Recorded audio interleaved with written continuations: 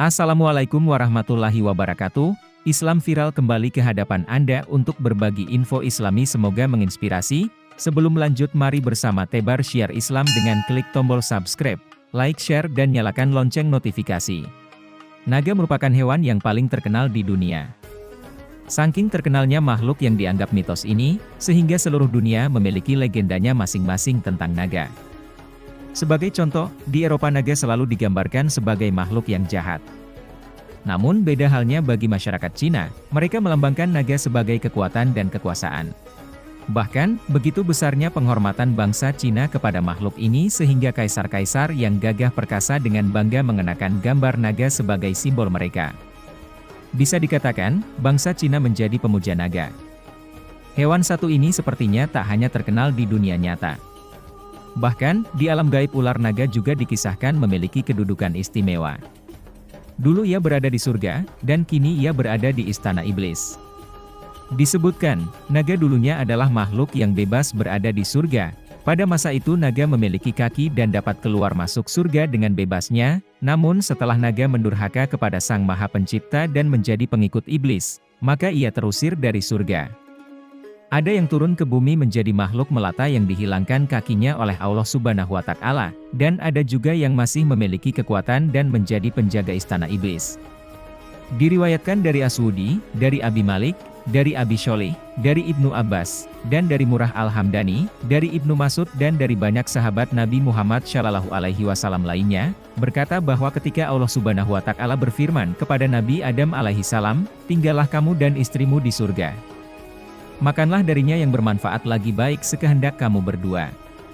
Dan janganlah mendekati pohon ini sehingga kamu berdua menjadi orang yang zalim." Kemudian riwayat tersebut menyebutkan bahwa iblis berupaya untuk menemui Nabi Adam alaihi salam dan Hawa di surga, namun terus dihalangi oleh para penjaganya. Lalu muncullah seekor ular yang memiliki 4 kaki seperti layaknya unta dan tampak sebagai hewan yang paling bagus. Lalu iblis berupaya membujuk hewan itu agar mau memasukkan dirinya ke dalam mulutnya, sehingga si hewan dapat membawanya bertemu dengan Nabi Adam alaihi salam. Hewan itu pun memasukkan iblis ke dalam mulutnya, sehingga kemudian melewati para penjaga surga dan berhasil masuk ke dalamnya, sementara mereka tidak mengetahui kalau Allah Subhanahu wa Ta'ala menghendaki suatu perkara yang akan terjadi. Melalui mulut hewan itu iblis berbicara dan berupaya membujuk Nabi Adam alaihi salam, sementara Nabi Adam alaihi salam tidak memperdulikannya. Karena itulah iblis pun keluar dari mulut makhluk berupa ular berkaki 4 itu dan lalu menemui Nabi Adam alaihi salam. "Wahai Adam, maukah aku tunjukkan kepadamu sebuah pohon yang apabila kamu memakan buah darinya maka kau akan abadi dan tidak akan sirna?" kata iblis melancarkan bujuk rayunya. Nabi Adam alaihissalam hanya diam tak bereaksi apapun. Hingga iblis kembali berkata, "Wahai Adam, maukah engkau aku tunjukkan sebuah pohon yang apabila engkau memakan buah darinya maka engkau akan menjadi raja seperti Allah Subhanahu wa Ta'ala? Atau kalian berdua akan kekal dan tidak akan mati selamanya?" Untuk memaksakan tipu muslihatnya, iblis pun bersumpah atas nama Allah Subhanahu wa Ta'ala dengan mengatakan, "Demi Allah yang rohku ada di tangannya, sesungguhnya aku hanya menasihati kalian berdua." Dengan bujuk rayunya ini iblis sesungguhnya menginginkan agar aurat mereka berdua tampak dengan terlepasnya pakaiannya. Iblis mengetahui bahwa Nabi Adam alaihissalam dan Hawa memiliki aurat setelah berhasil mencuri dan membaca kitab malaikat. Sementara Nabi Adam alaihissalam tidak mengetahui perihal ini. Meski iblis telah berulang kali membujuknya, namun Nabi Adam alaihissalam tetap enggan untuk memakan buah dari pohon itu.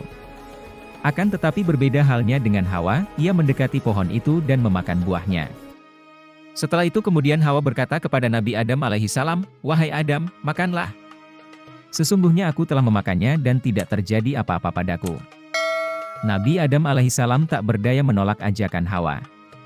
Maka tatkala Nabi Adam alaihissalam memakannya, lalu tampaklah aurat mereka berdua. Dan mulailah mereka berdua menutupinya dengan daun-daun dari surga. Abdur Rozak dan Ibnu Zaris meriwayatkan dari Ibu Abbas dan berkata, "Sesungguhnya iblis menawarkan dirinya kepada setiap binatang melata agar dapat membawanya masuk ke surga dan berbicara kepada Adam dan istrinya. Namun semua hewan menolak tawaran itu.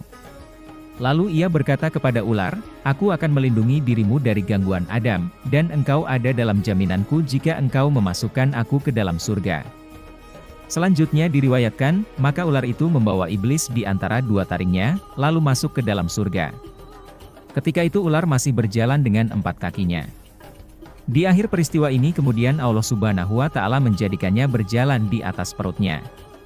Ibnu Abbas berkata, "Maka bunuhlah ular dimanapun kalian mendapatinya. Pendamlah makhluk yang pernah mendapat jaminan dari musuh Allah itu."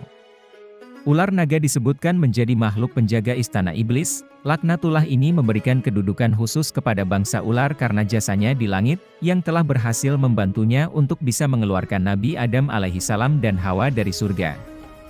Begitu besar jasa ular terhadap iblis, sehingga hewan ini diletakkan sebagai pembantu yang paling dekat dengannya, bahkan ular menjadi penjaga di istananya. Seperti yang sama-sama diketahui, ular yang terkuat di dunia adalah ular naga, maka makhluk inilah yang menjadi penjaga utama istana iblis. Imam Ahmad berkata bahwa, telah bercerita kepadaku Yunus dan Ahmad bin Salamah dari Sayyidina Ali, dari Abu Nadrah, dari Abu Said, bahwasanya Rasulullah Shallallahu Alaihi Wasallam bersabda kepada Ibnu Syayyad, "Apa yang kamu lihat?" Lalu Ibnu Syayyad menjawab, "Saya melihat singgasana di atas lautan yang dikelilingi oleh beberapa ular." Maka Rasulullah Shallallahu Alaihi Wasallam bersabda, "Ia telah melihat singgasana iblis." Riwayat lain menyebutkan bahwa Ibnu Syayyad adalah tokoh sakti di zaman Rasulullah Shallallahu Alaihi Wasallam yang memiliki kemampuan kasyaf syaitani, yaitu matanya mampu untuk menembus alam jin dengan bantuan iblis karena kerahmatan Allah Subhanahu wa Ta'ala. Para sahabat bahkan sampai menganggap Ibnu Syayyad ini adalah Dajjal. Dalam salah satu riwayat disebutkan, Ibnu Syayyad ini pernah diuji oleh Rasulullah Shallallahu Alaihi Wasallam kemampuan kasyaf syaitaninya. Karena memang Ibnu Syayyad adalah salah satu tokoh sakti atau dukun, maka saat diuji dia mampu melihat istana iblis yang dijaga oleh ular-ular naga. Karena sedemikian berjasanya ular naga bagi iblis, maka tidak segan para jin untuk mengubah dirinya menjadi ular ketika di hadapan manusia. Rasulullah Shallallahu Alaihi Wasallam bersabda, ular-ular itu adalah hewan yang dapat mengubah rupa dan bentuknya sebagaimana Bani Israel yang berubah bentuk menjadi rupa monyet dan babi. Hadis riwayat Tabrani dengan sanad yang syahih.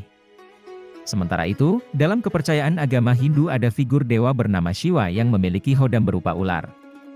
Dan banyak sekali praktisi ilmu esoterik, yoga prana dan ilmu tenaga dalam yang mengolah kundalini yang tidak lain adalah Dewi Ular, untuk kesaktian mereka. Memang, sangat disayangkan, sekarang ini ular banyak sekali dimuliakan bahkan menjadi simbol-simbol ilmu keberuntungan.